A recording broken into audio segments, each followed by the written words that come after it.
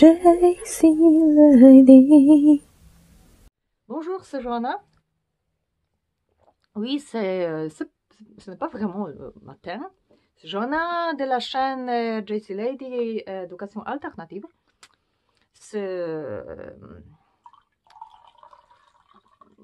Comment dire, c'est le matin, mais un petit peu plus tard.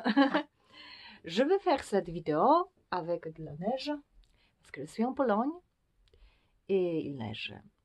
C'est décembre, et voilà. Et je voulais vous montrer cette image de la neige. Mais aussi, je veux parler de mon livre.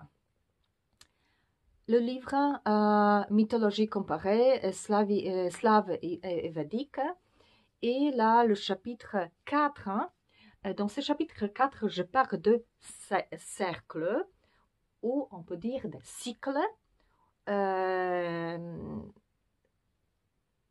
Oui, bah, je pense que le cycle, c'est le seul mien. En anglais, nous avons le mot wheel. C'est comme la roue. Et ça se dit en français aussi, la roue de l'année, la roue du monde. Et en fait, en polonais, c'est ça le titre, la roue du monde. Donc, dans le chapitre 4, je parle surtout de ça, de cycle, roue. Et dans le chapitre 5, je parle des croix. Mais, en fait, c'est tout ensemble, comme je dis avant. C'est tout ensemble parce qu'en fait, il faut square the cycle, square the circle. Ben, ça veut dire qu'il faut dire que les cercles... Oh là là, j'ai très peu de place dans mon téléphone.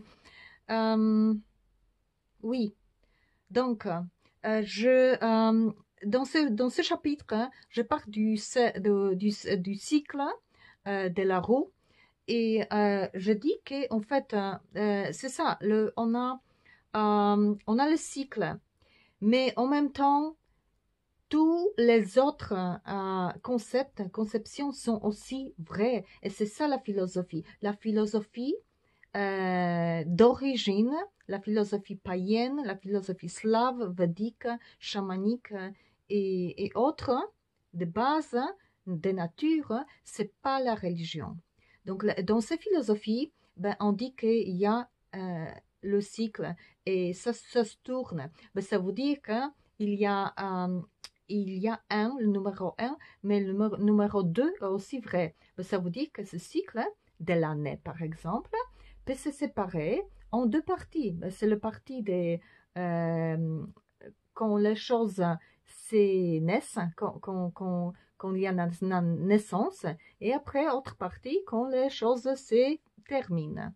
Il y a des fruits, mais après, ça se termine. Et comme comme ça, on peut voir le yin-yang.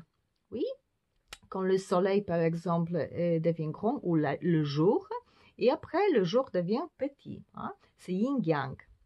Black and white.